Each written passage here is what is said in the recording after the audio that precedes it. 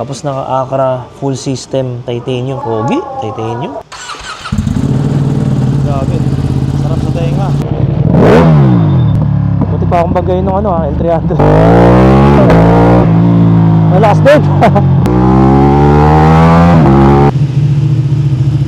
Ay mga katingin, hindi kayo namamalik mata. Backride vlog po tayo ngayon, hindi tayo motovlog. So naka-backride tayo ngayon, nag-move it tayo. Kasi on the way tayo sa ating tropa. Kung maalala nyo yung pinagbilan natin ng Italjet Dragster na kulay yellow, yung sinwap natin yung 4RR natin. Tapos yung 4RR natin na yun, pinakonsignment niya. Ngayon, meron naman siyang bagong unit na ipapakonsignment sa atin. Ito yung Street Fighter V2 na super loaded. So nakaka-excite kasi first time ko lang makakagamit din. Kaya pipick upin natin siya. Tapos iuwi natin siya. So first ride sa Street Fighter V2 na loaded. So let's go. So ito na yung titingnan natin na Ducati. It's a Street Fighter V2 and this one is loaded. Gold yung forks niya. Öhlins FGRT forks na fully adjustable.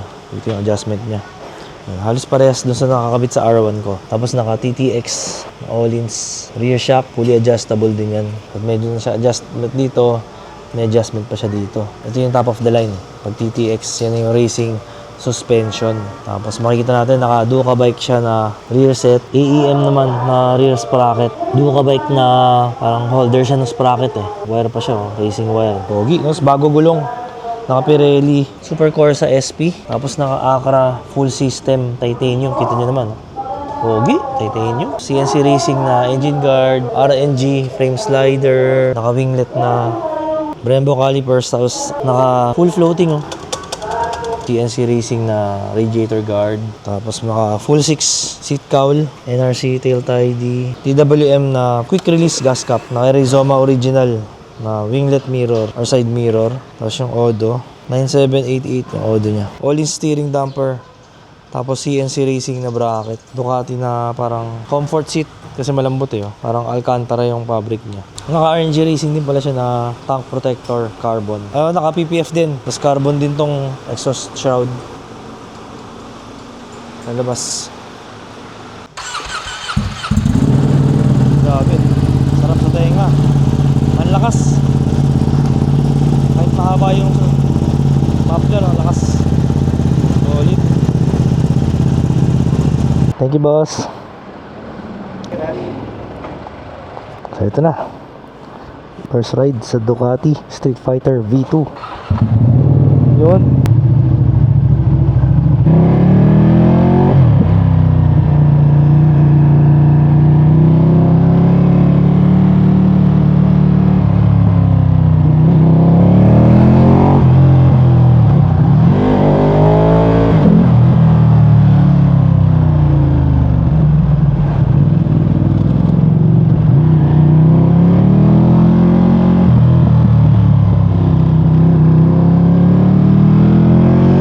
Grabe, napakagaan. Ang gaan. Parang ako naka anong bike ba? Parang naka ZX4RR, parang ganun pakaramdam. Solid talaga, no? Solid talaga pag dito.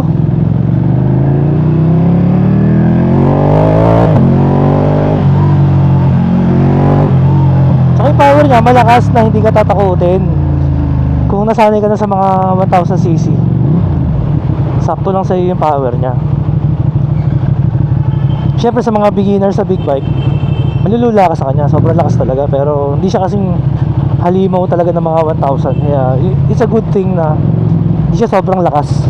Kasi para pa-maximize mo ang full potential ng mga V4, yung mga 200 plus horsepower, kailangan malupit na rider ka. Kasi kahit mga veteranong tropa ko, pag nasa Marilaki for example, pag naka-panigala sila minsan, or Street Fighter V4, nilalagay lang nila sa road mode yung power. Kasi pag naka-sport ka or full power mode, lakas talaga eh. Pero pag naka-race mode,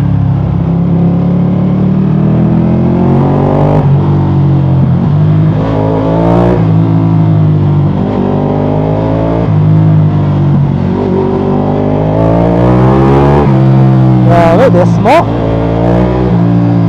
Grabe yung Desmo engine.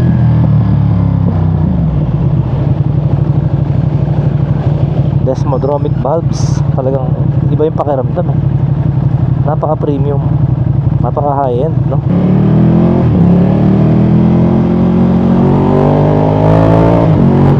Woohoo! Sarap gamitin ito. Parang gusto ko na i-4 keeps to ah. Actually, this unit is a consignment. Sa mga interesado po ah, message lang kayo. Sobrang loaded na ito. Pero yun, wala pa rin siyang fuel gauge. Siyempre naka Brembo brake master na rin, Brembo clutch master, hydraulic.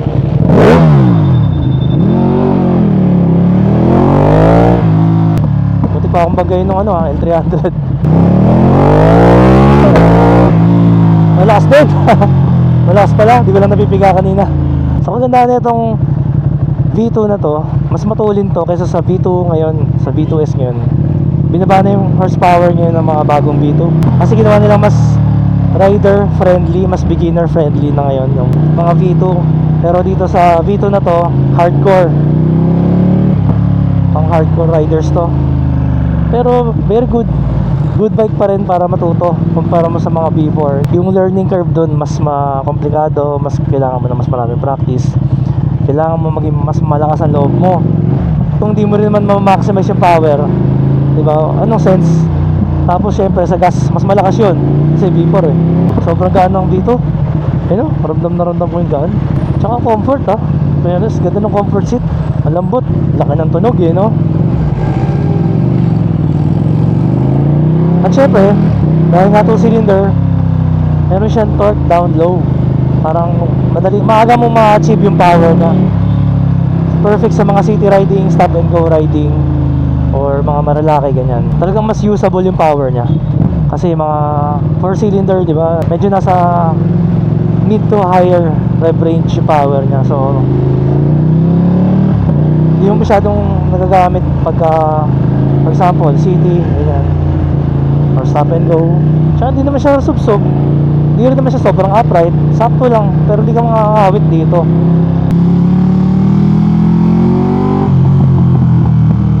Sa racetrack na ito, tsaka sa Marilaki, champion.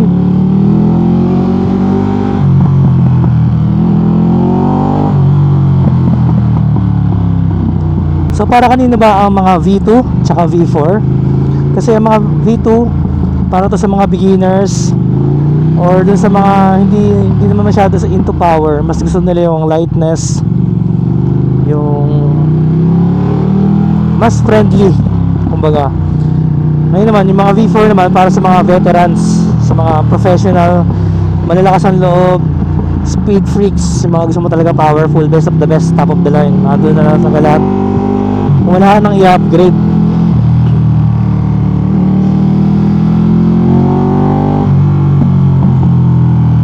Pero minsan iba pa rin yung feeling na underdog ka. For example, V2 ka lang pero diba, nakakasabay ka, or minsan mauuna ka pa sa mga naka 1000cc. Baka kasi ang V2 hindi naman to 1000. So I believe 950cc to. Siyempre iba yung category ng mga V4 sa V2. Kahit na same displacement or malapit sa displacement, iba pa rin yung power talaga ng 4 cylinder kumpara mo sa 2 cylinder. Kaya nga merong category ngayon na middleweight pa rin ang mga nasa 900cc. Grabe to. Woo!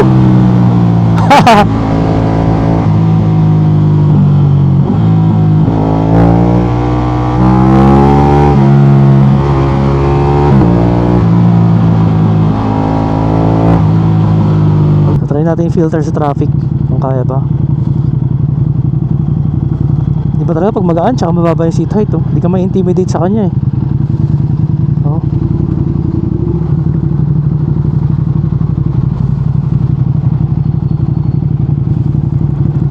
Siyempre lahat naman tayo pangarap natin yung best of the best, yung flagship. Pero nung ginamit ko back to back V4 tapos V2, doon ko na-realize yung difference nila, na meron talagang place ang V2 para sa mga riders. Dati kasi sabi ko, ba't may V4 na, ba't may V2 pa? So doon ko lang na-realize na pang middleweight category ang V2. Iba rin talaga yung sarap na kaya mong sagarin yung engine performance. Sa V4 kasi napakahirap sagarin. Pero kung professional ka, kung sanay ka talaga, sasagad mo siya. Pero sobrang powerful niya pag sinagad mo siya. Ibig sabihin, sobrang tulin mo na nun.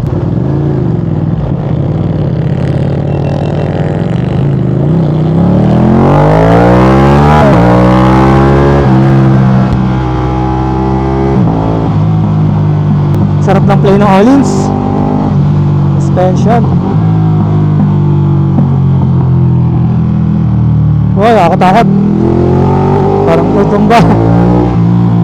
Para mahuhulog na yung mga sakay na overloading.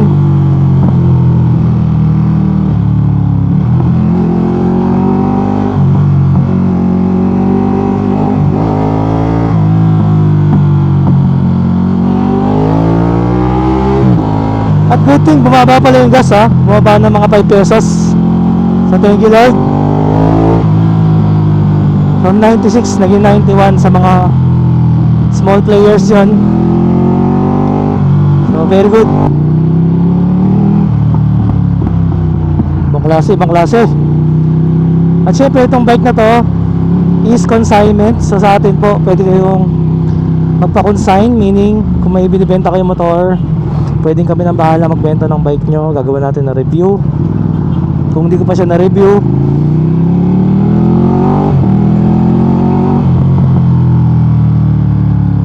and then tutulungan lang namin kayo mabenta yung bikes nyo.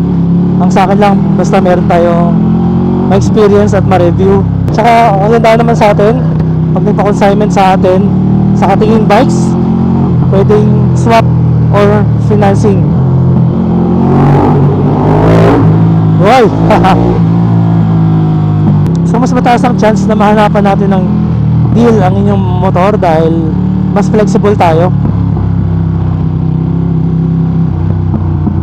And kung meron pala kayong multistrada dyan, pwede raw isap to sa multistrada Pikes Peak B4. Yun kasi ang reason for selling, mag-update ng multistrada Pikes Peak B4.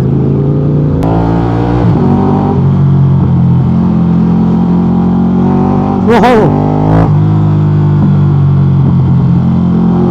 Meron din point dito siya. Sabihin nyo na mabagal siya, matulog pa rin talaga siya. At kung umabot kayo sa part ng video na ito, baka pwedeng paki-like and subscribe naman sa ating channel para makagawa pa tayo ng maraming quality vlogs kagaya nito. Wow! Ganda ng engine, balance, no? Kahit sa ganun mo sa pinakadulo eh.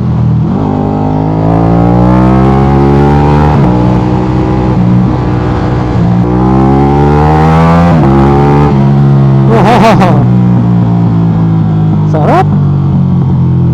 So ito na yun, nakuha nating consignment na Street Fighter V2 na loaded. At ang bilis ni boss. Nung nakita niya pinost natin, agad-agad kinuha na, pina-reserve. Tapos to for delivery na to sa San Fernando, Pampanga. Stop nga pala to sa MT-09 SP nya.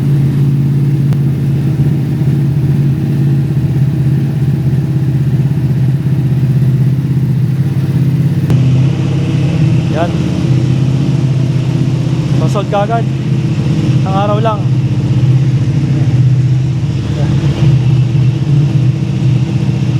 Napaka-pogi talaga ng Street Fighter. Ducati V2 super loaded, 700,000 in accessories. Tsaka napakagaan yan.